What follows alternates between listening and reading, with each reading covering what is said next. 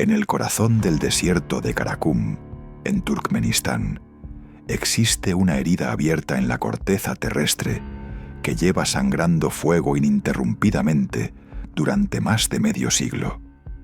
No es un volcán ni un fenómeno natural inexplicable, sino el resultado de un error de cálculo humano, un monumento accidental a la ambición industrial de la Unión Soviética que transformó una llanura árida en lo que el mundo conoce hoy como la puerta al infierno.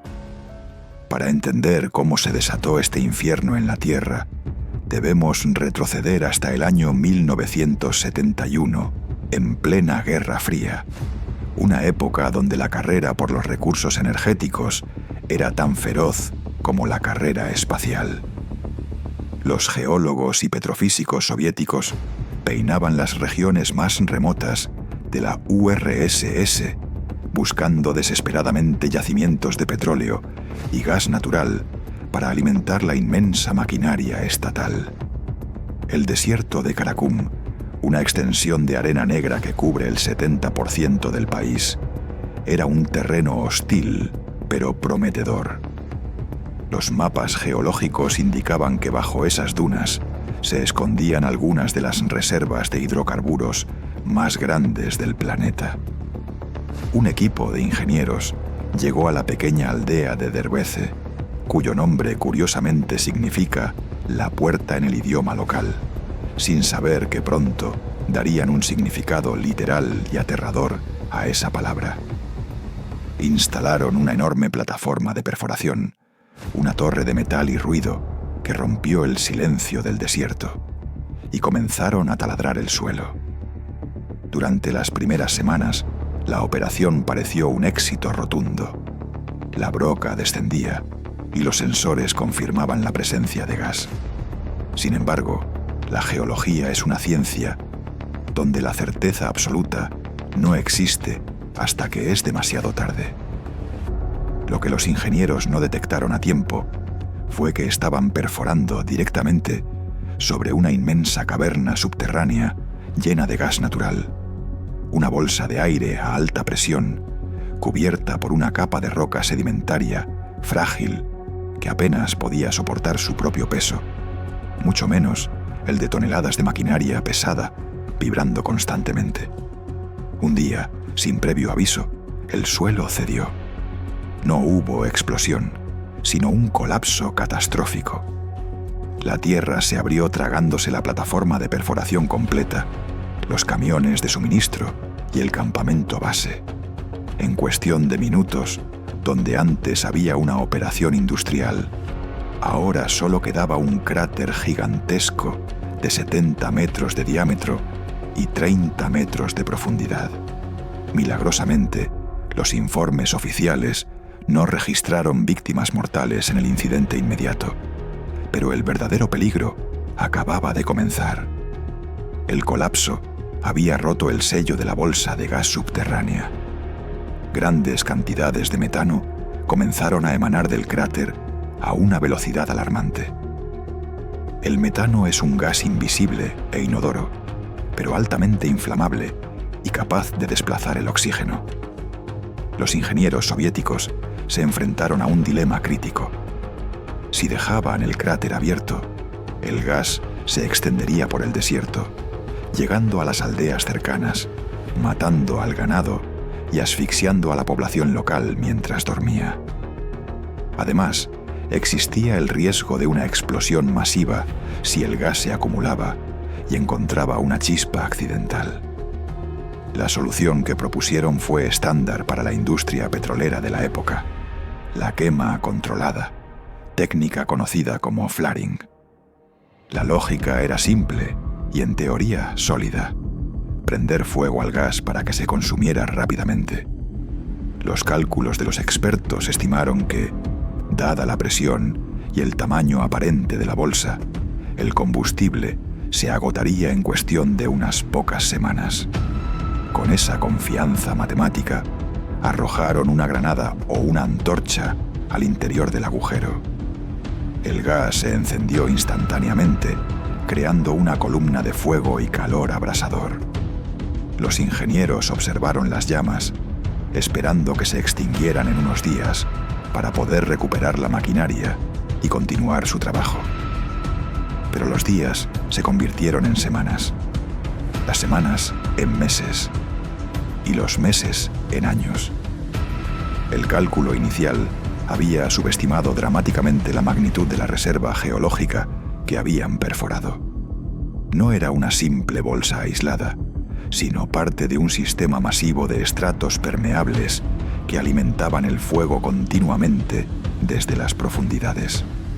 La Unión Soviética colapsó y desapareció de los mapas en 1991, pero el fuego que encendieron en 1971 seguía ardiendo con la misma furia.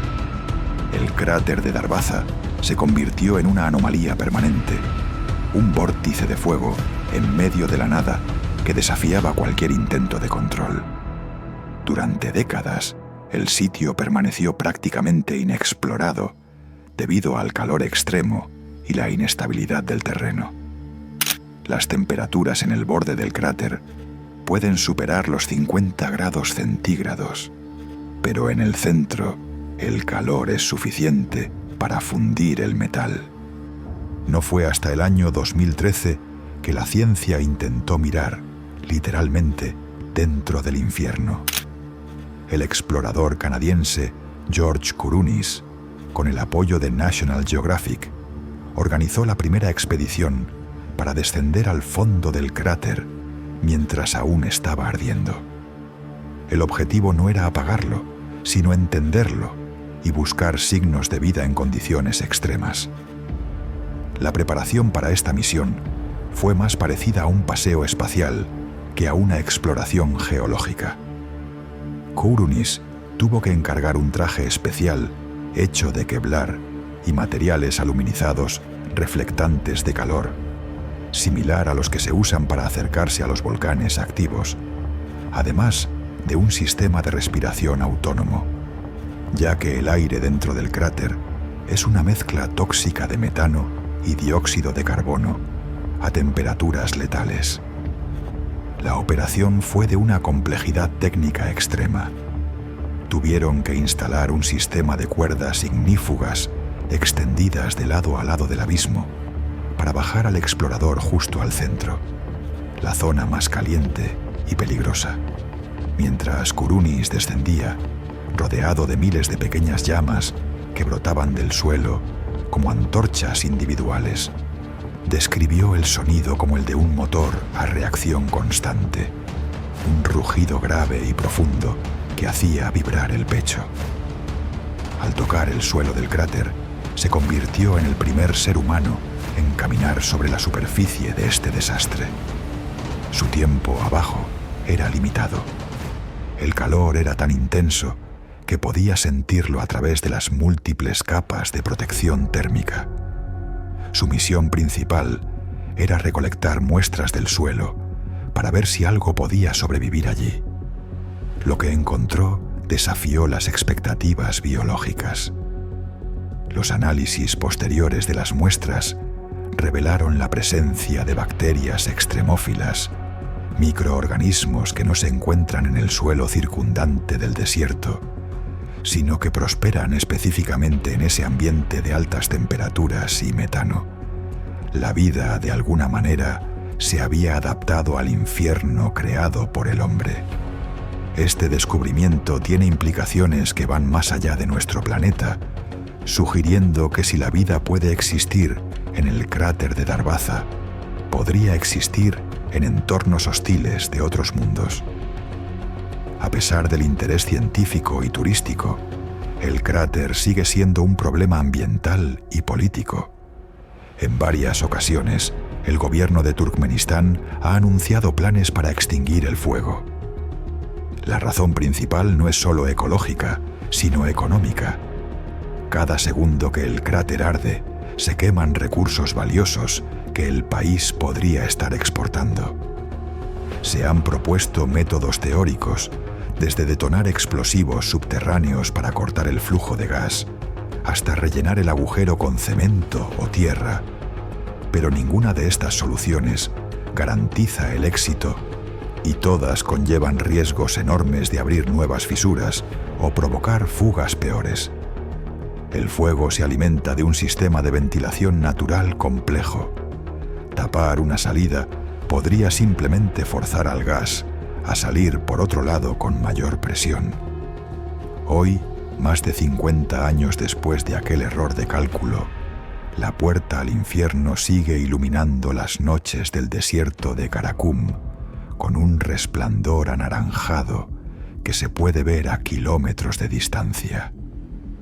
Lo que comenzó como una solución temporal de 2 semanas se ha transformado en uno de los fenómenos más duraderos y surrealistas de la ingeniería moderna. Los restos de la plataforma de perforación soviética ya no son visibles, consumidos o enterrados por el colapso, pero la cicatriz permanece. Este lugar nos recuerda una lección de humildad fundamental. Podemos perforar la Tierra, extraer sus recursos y trazar mapas de su superficie, pero cuando alteramos el equilibrio de fuerzas geológicas que llevan millones de años en reposo, las consecuencias pueden escapar completamente a nuestro control, ardiendo mucho más tiempo que los imperios que las provocaron.